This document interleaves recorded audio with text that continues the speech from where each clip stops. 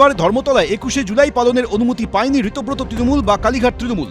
গান্ধীমূর্তির পাদদেশে 21শে জুলাই পালন করবে ঋতব্রত তৃণমূল। এদিন ঋতব্রত তৃণমূলের তরফে জানানো হয় 21শে জুলাই উপলক্ষে সোমবারই তারা স্পট পরিদর্শনে যাবেন। প্রথম কর্মসূচি হচ্ছে 21শে জুলাই। আমরা পারমিশন পেয়েছি, আমরা গান্ধীমূর্তিতে মেয়র রোডের ওখানে গান্ধীমূর্তির ওখানে আমরা সমাবেশ করব। স্বাভাবিকভাবে এখন প্রথম কর্মসূচি হচ্ছে 21শে জুলাই। মমতা বন্দ্যোপাধ্যায়ের নেতৃত্বে তৃণমূল কংগ্রেস ছিল, আছে, থাকবে। বিভিন্ন জায়গার মদত পেয়ে তৃণমূলকে ডিস্টার্ব করতে চাইছেন, তারা এই ধরনের কাজকর্ম করাচ্ছেন। কত রকম লোক আছেন, কার কার বিরুদ্ধে কি কি অভিযোগ একসময় কে তুলেছিল, আর তারা সব এক জায়গায় গিয়ে বসে যে একটা বিরাট সার্কাসের তাঁবুর তলায় বসেছেন। মানুষ দেখছেন, বিচার করছেন তাদের ব্যাপারে। তৃণমূলের টালবাটাল, এই প্রেক্ষাপটে কটাক্ষ ছুড়ে দিয়েছে বিজেপি। কে কিভাবে রান্না করবেন, কে কোনটা বর্জন করবেন, কে কার গলায় মালা পরাবেন, কে কোন দিকে শীতে কেটে চুল আঁচড়ালে, কে কার সঙ্গে বিচ্ছেদ করবেন, এটা সম্পূর্ণই তাদের ব্যাপার, তাদের ব্যক্তিগত ব্যাপার। আমাদের কিসের মাথা ব্যথা আছে? মানুষ তৃণমূলকে ফেলে দিয়েছে, মানুষ ছেড়ে দিয়েছে, আর তৃণমূল নেই, তৃণমূল নির্মূল হয়ে গেছে। কালীঘাট তৃণমূলের তরফে পাল্টা কোনো জেলা সভাপতিদের তালিকা সামনে আনা হয় কিনা সেটাই এখন দেখার। উজ্জ্বল মুখোপাধ্যায়, অনির্বাণ বিশ্বাস, শিবাশিস মৌলিক, এবিপি আনন্দ। ডানকুনিতে লাক্স কোজি গ্রুপের কারখানা নতুন ইউনিটে ভিত্তিপ্রস্তর স্থাপন হলো। অনুষ্ঠানে উপস্থিত ছিলেন মুখ্যমন্ত্রী শুভেন্দু অধিকারী, রাজ্য বিজেপির সভাপতি শ্রমিক ভট্টাচার্য এবং শিল্পমন্ত্রী তাপস রায়। শিল্প স্থাপনের পথে আর বাধা হয়ে দাঁড়াবে না তোলাবাজি এবং সিন্ডিকেট রাজ, স্পষ্ট বার্তা মুখ্যমন্ত্রীর। 1 বছরের মধ্যে রাজ্যে শিল্প মানচিত্র পরিবর্তনের কথাও শোনা গেল রাজ্য বিজেপির সভাপতির মুখে। ডবল ইঞ্জিনের সুফল আপনারা পাবেন। পশ্চিমবঙ্গের শিল্পের সমস্ত ছবি বদল করে দেবে এই সরকার। ডানকুনিতে ভিত্তিপ্রস্তর স্থাপন হলো লাক্স কোজি গ্রুপের কারখানার নতুন ইউনিটের। হলো ভূমি পুজো।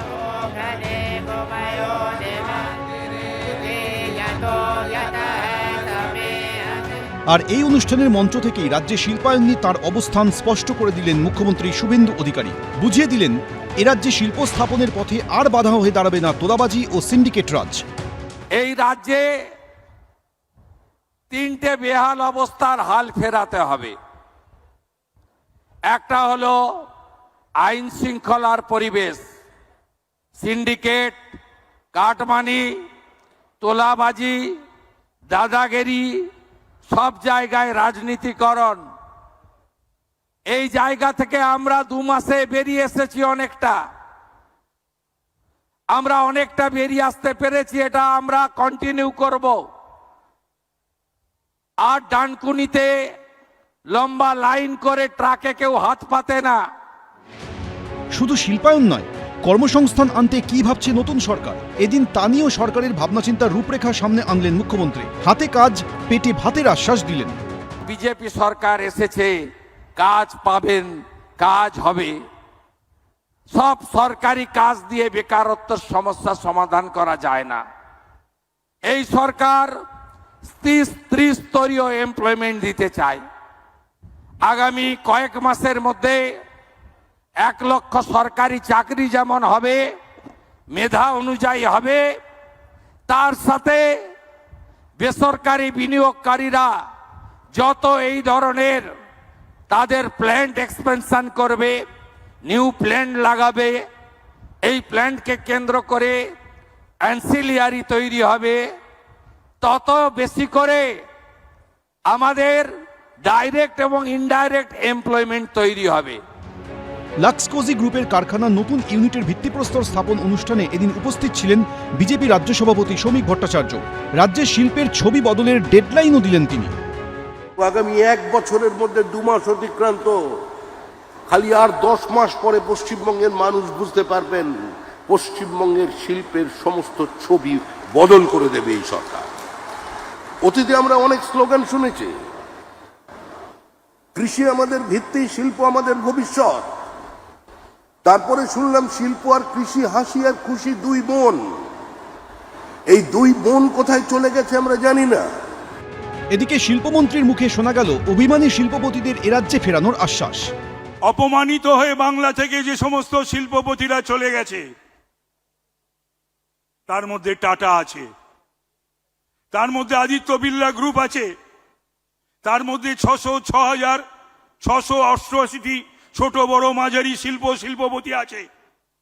পশ্চিম বাংলার জন্য যদি প্রয়োজন পড়ে তাদের কাছে গিয়ে বাংলার স্বার্থে আমাকে যদি পাঠায় কোথাও, মুখ্যমন্ত্রী আমি যাব এবং হাতে পায়ে ধরে সেই সমস্ত শিল্পপতিদের এই বাংলায় ফিরিয়ে আনার জন্য তাদের কাছে অনুরোধ করব।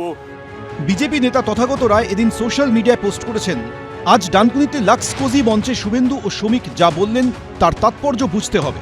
আজকে শুভেন্দু, শ্রমিক ও অন্যান্য নেতারা পরিষ্কার ভাষায় জানিয়েছেন তাদের মন্ত্র হবে শ্রমিক মালিক সমন্বয়। তাই বিদায় বামপন্থা, বিদায় শ্রেণী সংগ্রাম, বিদায় নৈরাজ্য। অরিত্রিক ভট্টাচার্য, এবিপি আনন্দ। আমি দেখা করতে এসেছি জাভেদের সাথে।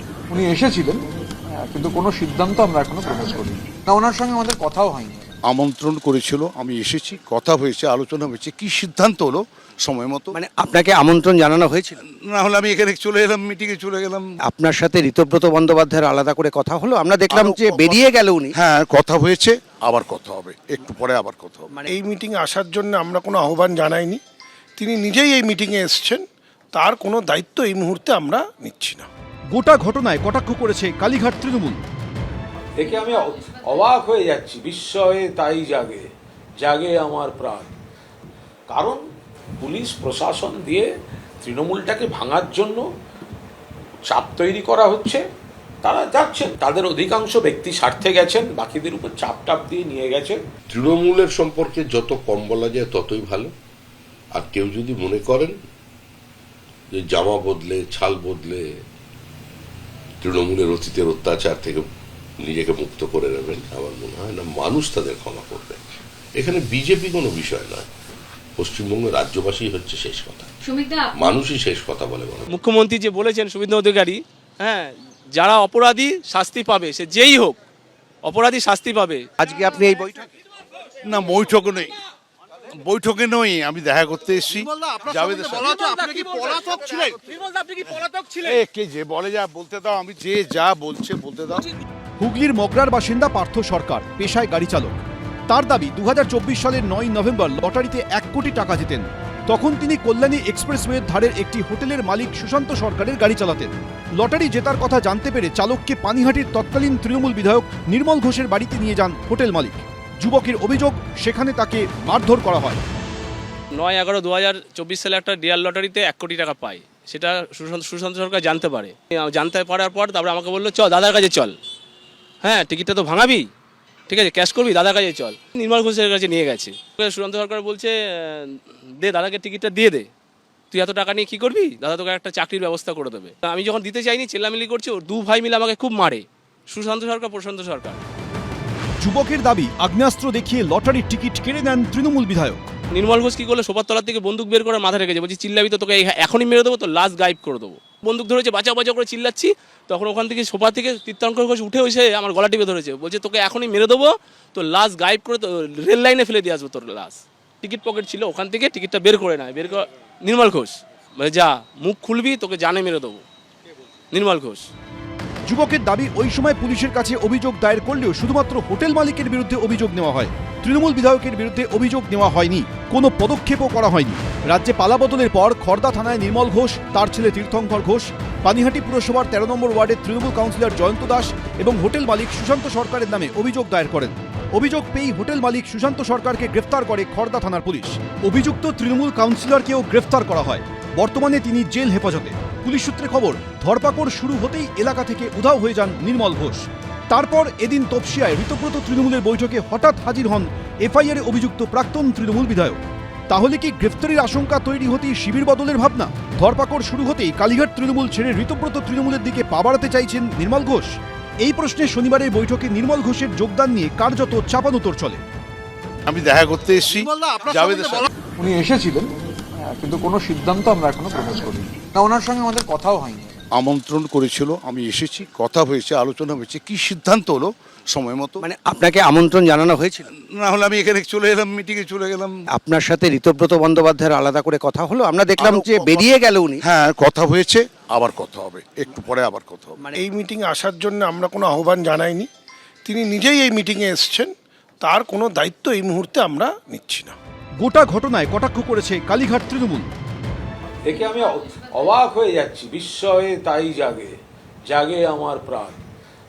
কারণ পুলিশ প্রশাসন দিয়ে তৃণমূলটাকে ভাঙার জন্য চাপ তৈরি করা হচ্ছে। তারা যাচ্ছেন, তাদের অধিকাংশ ব্যক্তি স্বার্থে গেছেন, বাকিদের উপর চাপ টাপ দিয়ে নিয়ে গেছেন। তৃণমূলের সম্পর্কে যত কম বলা যায় ততই ভালো। আর কেউ যদি মনে করেন যে জামা বদলে, ছাল বদলে তৃণমূলের অতীতের অত্যাচার থেকে নিজেকে মুক্ত করে নেবেন, আমার মনে হয় না মানুষ তাদের ক্ষমা করবে। এখানে বিজেপি কোনো বিষয় নয়, পশ্চিমবঙ্গের রাজ্যবাসী হচ্ছে শেষ কথা, মানুষই শেষ কথা বলে গণতন্ত্র। শিয়ালদা কোর্টে পানিহাটির প্রাক্তন তৃণমূল বিধায়ক নির্মল ঘোষ, পানিহাটির বর্তমান চেয়ারম্যান এবং তৃণমূল নেতা সোমনাথ দে এবং পানিহাটি পুরসভার প্রাক্তন কাউন্সিলর সঞ্জীব মুখোপাধ্যায়ের গ্রেফতারির আবেদন জানান অভয়ার মা।